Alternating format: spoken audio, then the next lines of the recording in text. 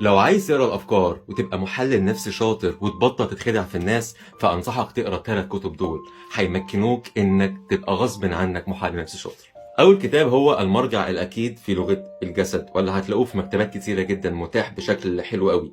هنا الباحثين الامامير دول بيعرفوك ان كل حركة انت بتعملها ليها مدلول نفسي وفكري. يعني تقدر تعرف افكارهم من خلال ايماءات جسدهم اللي بتعرفك من غير ما هم ما يتكلموا. يعني مثلا لو صاحبك وهو بيكلمك حاطط ايده على بقه كده، فاعرف ان احتمال كبير يكون بيخبي عليك حاجه مش عايز يقولها لك، فده بينعكس على عقله الباطن اللي بيعرفه هو اصلا. فكلما حفظت حركات اكتر وعرفت تفسيرها وترجمتها، كلما اصبحت عندك قدره انك تعرف الناس اللي حواليك من جواهم، تعرف افكارهم ومشاعرهم في وقتها. وخلينا نضيف لمعلوماتك ان انطباع الناس اللي بتاخده عنك معتمد بنسبة 55% على لغة الجسد، 38% على نبرة الصوت، 7% على الكلام وطريقة اسلوبك.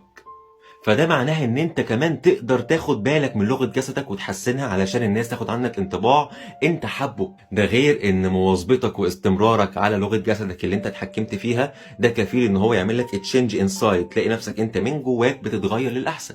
تاني كتاب معانا هو محاطب الحمقى لتوماس إريكسون. الكتاب ده بيعرفك ان كل البشر اللي على الكوكب دول بينقسموا الى فئات، كل فئة فيهم بتميل لشخصية من الاربع شخصيات دول.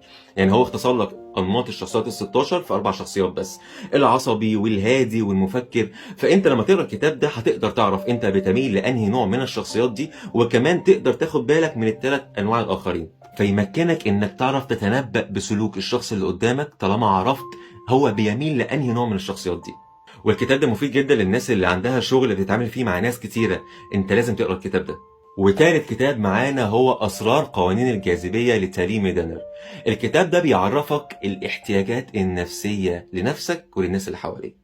الكتابة هنا بتشرح لك ان كل انسان على وجه الارض عنده احتياجات نفسية وعاطفية، كونه مش عارف يشبع الاحتياج ده فده بيؤدي الى خلل في الاتزان عنده في الشعور وفي التفكير. وحاجة جميلة جدا عجبتني في الكتاب ده بالذات ان الكاتبة عاملة لك اختبار بالقلم، تقدر في الكتاب تعرف ايه هي احتياجاتك النفسية والعاطفية، فبالتالي تبقى انت قطعت 50% من رحلة انك تشبعهم.